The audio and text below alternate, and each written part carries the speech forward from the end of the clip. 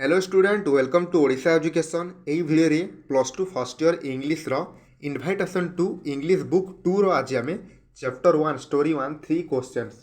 जहाँ को लिखिं लिओ टॉलस्टॉय ताकू ओडिया रे आज आम बुझा जाऊँगी। ठीक अच्छे तो यही स्टोरी को जदि आप ओडिया रे बुझा जाऊँगी भिडियोटी को प्रथम रू शेष पर्यंत देखूँ एवं चैनल जदि आप नुआ अच्छा निहाती ये चैनल को सब्सक्राइब करने सह बेल आइकन को ऑल नोटिफिकेशन प्रेस करके रखुँ प्रतिदिन संध्या होगा क्षणी plus two first year art science commerce जहाँकि समस्त कंपलसरी इंग्लिश क्लास आपण मैंने यही चैनल माध्यम देखा पाइपर। चलतु भिडियोटी को स्टार्ट करवा। देखु लिओ टॉलस्टॉय जे कि ये जो फोटो पिक्चर देखिपार ये जड़े रूसियन राइटर अच्छा ये आमर ये जो स्टोरीटा को लिखिं तो चलते किपर डिजाइन कर स्टोरीटी को कौन लिखिं ये स्टोरी चलते आम बुझा बर्तमान देख द टेक्स्ट लिखा अच्छी तो स्टोरी को स्टार्ट करवा पढ़ुची मुझे ये पैराग्राफटा प्रथम आउे बुझेबी। It once occurred to a certain king that if he always knew the right time to begin everything, if he knew who were the right people to listen to and whom to avoid, and above all, if he always knew what was the most important thing to do, he would never fall in everything he might undertake. थरे गोटे राजार मुंड को acute माने मुंड को तीनोटी प्रश्न आसिला। प्रश्न अक्यूट कला गोटे राजार मन को तीनोटी प्रश्न तीन प्रश्न कौन थिला। प्रथम प्रश्न थिला right time to do every action, right time to begin everything, then who were right people to listen and who are avoid. आ गोटे प्रश्न थिला आपणकर तृतीय प्रश्न जोटा सेटा थिला what was the most important thing to do. तीनोटी प्रश्न कौन थिला। प्रथम प्रश्न थिला जे प्रत्येक कार्य करने राइट टाइम कौटा, प्रत्येक एक्शन नेबाई राइट टाइम कौटा। द्वितीय प्रश्न थिला जे who were the right people to listen, क्यों लोक मानू शुणा उचित और क्यों लोक मानू एवॉइड करवा उचित माने इग्नोर करवा उचित। तृतीय प्रश्न थिला what was the important thing to do, क्यों कार्य अधिक इम्पोर्टेंट करने। से तीनोटी प्रश्न थिला गोटे राजार मन में। तो उत्तर पाइबा से कौन कौन कर बर्तमान आपने शुणु। And this thought having occurred to him, he had its proclaimed throughout his kingdom that he would give a great reward to everyone who would teach him what was the right time for every action, who were the most necessary people, how he might know what was the most important thing to do। तो ये जो कथाटा ये जो तीनोटी प्रश्न राजा मुंड को घारिबा को लागला एवं से प्रोक्लाम कले माने एटा को पब्लिक करदे सर्वसाधारण करदे। निज जो किंगडम थिला निजर जो किंगडम थिला तांकर जो राज्य थिला से राज्य सारा से प्रचार करदे। कौन प्रचार कले जे यही तीनोटी प्रश्नर उत्तर। प्रश्न कौन right time for every action, most necessary people for him or most important work, most important thing to do for him or king एटा से जानवा को चाहूले। तो से कौन कले ना राज्यव्यापी प्रचार करदे। ये तीनोटी प्रश्न उत्तर जे जानिच राजा को शिक्षा दियो, राजा को आसिक शिखाओ जहाद्वारा कौन करेंगे से राजा ग्रेट रिवार्ड देवे, अनेक सारा धन दौलत पैसा देवाई से कहले। ठीक अच्छे कौन है पर and learn man came to the king but they all answer his questions differently. जिते बेले राजा राज्य सारा अनाउंस करदे किंगडम रे सेते बेले अनेक विद्वान व्यक्ति लर्नमैन माने विज्ञ जो माने विज्ञ बुद्धिमान व्यक्ति थिले से माने राजा दरबार को आसिले एवं राजा को डिफरेंट प्रश्नर उत्तर देले। समस्ते जो तीनोटी प्रश्न थिला से प्रश्नर डिफरेंट उत्तर देले समस्त ज्ञानी व्यक्तिगण। देन कौन है देन है in reply the first question some said that to know the right time for every action one must draw up in advance. प्रत्येक जड़े व्यक्ति प्रथम प्रश्न तो प्रथम प्रश्न कौन थिला right to do every action, right time to do every action माने जेकोसी कार्य करने सठिक समय कौटा ये प्रश्न थिला। तार उत्तर देवाक जाकि जड़े कौन कहले ना सनसेट माने अनेक व्यक्ति कौन कहले अनेक विज्ञ पुरुष कौन कहले से माने कहले जे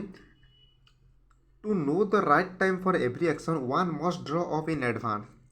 ए table of days month and years and must live strictly according to it. अर्थात जड़े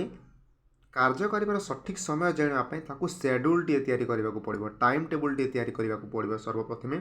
सेटा table of day time table of day time table of month और टाइम टेबुल ऑफ ईयर रही तासह से टाइम टेबुल को लिवली स्ट्रिक्टली फॉलो करवा उचित से जो टाइम टेबुलटा या टाइम टेबुल को पूरा स्ट्रिक्टली फॉलो करवा उचित ताइले सठिक समय सठिक कार्य हो पार बोली किसी व्यक्तिगण किसी विज्ञ व्यक्तिगण उत्तर देले only those said they could everything be done at its proper time सठिक कार्य को सठिक समय करवा उचित other declare that it impossible to decide beforehand the right time to every action अनेक व्यक्ति कहले अनेक विज्ञ व्यक्ति कहले जे एटा इम्पॉसिबल अटे एटा असंभव अटे जे डिसाइड करबा सठिक टाइम सठिक कार्य पाई but that not letting oneself be absorb in idle pastime one should always attend to all that was going on and then do what was the most needful प्रत्येक कार्य जहाँ किसी भी घड़ी घड़ी चली समय अनुसार से समस्त कार्य मध्य जोटा इम्पोर्टेंट जोटा नीडफुल से कार्य को करवा उचित बोली किसी कहले other again said that however attentive the king might to be to what was going on it's impossible for one man to decide correctly माने केवल राजा निजर कर्तव्य निजर कौन कार्य को कौन समय कौन सठिक कार्य को सठिक समय करवा राजा जड़े पर्सन तो से सब किसी को डिक्लेयर करवा से समय किसी को एक्शन नेबा डिसीजन नेबा जड़े व्यक्ति पक्षे संभव नुहे but that he would have a council of wise man से गोटे काउंसिल गोटे परिषद गठन करने को पड़ो विज्ञ व्यक्ति मानकर राज दरबार विज्ञ व्यक्ति मानकर गोटे परिषद गठन करने को पड़ो जहाद्वारा से डिसाइड करेंगे राजा सठिक समय सठिक कार्य कौटा हम ठीक अच्छे who would help him to fix the proper time for everything जो काउंसिल ऑफ वाइज मैन गठन हम ना से माने राजा को कौन एडवाइस देवे कौन हेल्प करेंगे कौन ना सठिक समय सठिक कार्य को संपादन करने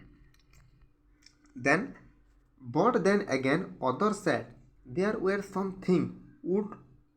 which could not wait to be led before a council but about which one hand to at once to decide whether to undertake them or it but in order to decide that one must know beforehand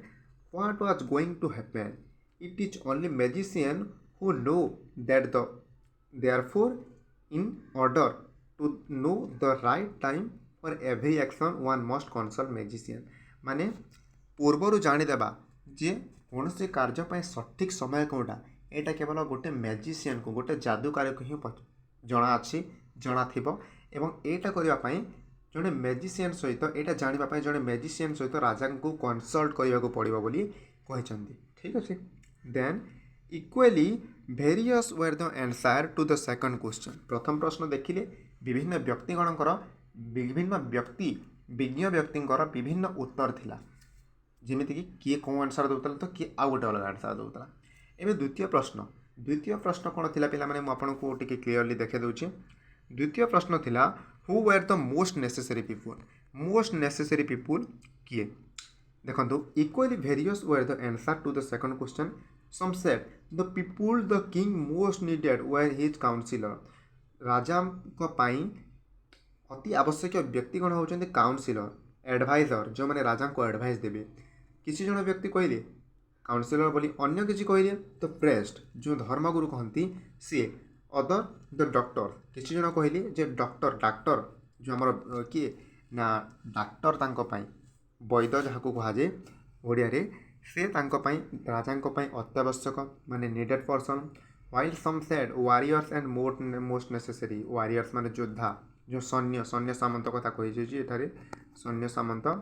बहुत आवश्यक बोली अनेक answer देइछन्ति ठीक अच्छे तापर तृतीय प्रश्न थिला आपणकर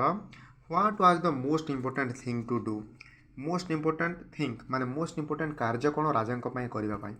उत्तर कौन थिला to the third question as to what was the most important occupation माने मोस्ट इम्पोर्टेंट कार्य वर्क सम रिप्लाई किसी किसी व्यक्ति विज्ञ व्यक्ति कौन रिप्लाई कर that the most important thing in the world was science science विज्ञान